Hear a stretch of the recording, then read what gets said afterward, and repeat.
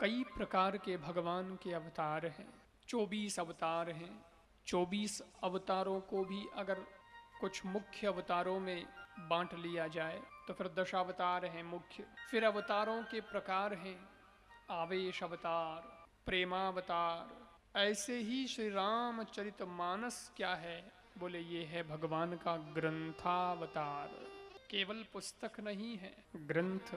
और ग्रंथ भगवान का ही साक्षात स्वरूप होता है, ये वांग्मय स्वरूप है। केवल किताब होती है तो केवल स्कूलों में पढ़ाई जाती। केवल पढ़ाना है, अच्छी बात है, और अब तो पढ़ाई शुरू हो गई है। गीता, रामायण, ये सब महाभारत आदि प्रसंग पढ़ाने चाहिए बच्चों को स्कूल्स में। लेकिन ये केवल किताब नहीं है, केवल एक सिलेबस का हिस्सा मात्र नहीं है। अगर ऐसा ही होता तो स्कूल तक ही सीमित रहता, लेकिन इसकी तो कथा होती है। केवल बच्चे ही सुनते हैं ऐसी बात नहीं है, जवान भी सुनते हैं। जवान ही सुने तब तक नहीं, जिन्होंने स्कूल कॉलेज पूरी कर ली कभी की और अपना अपना जीवन अलग तरीके से जी रहे हैं, वो लोग भी इस कथा को सुनते हैं, आज भी सुनते हैं। न कहने वाले थके हैं, न सुनने वाले थके हैं। क्यों?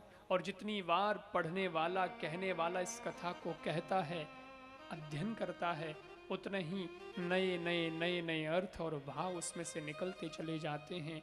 और लगता है पहली बार जब पढ़ा था तब तो ये भाव नहीं आया, ये चौपाई तो वही है, लेकिन इस बार भाव चेंज हुआ है। तो ये कौन देता है, ये कैसे होता है? क्योंकि ये मात्र पुस्तक नहीं है, ये साक्षात भगवान का रूप है, अवतार है।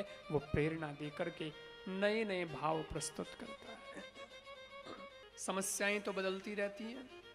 बचपन की समस्याएं अपनी हैं, जवानी में कुछ और अपनी समस्याएं हैं, बुढ़ापे आते आते समस्याएं और कुछ हो जाती हैं। जमाना बदलता है, वैसे समस्याएं बदलती जाती हैं। जी, बदलती हैं। लेकिन उन सारी समस्याओं का समाधान इस ग्रंथ में है। ये तो नहीं बदल रहा, ये तो वही ग्रंथ है। लेकिन ग्रंथ वही होने के बावजूद भी नई नई समस्याओं का समाधान भी इस ग्रंथ में लिखा है।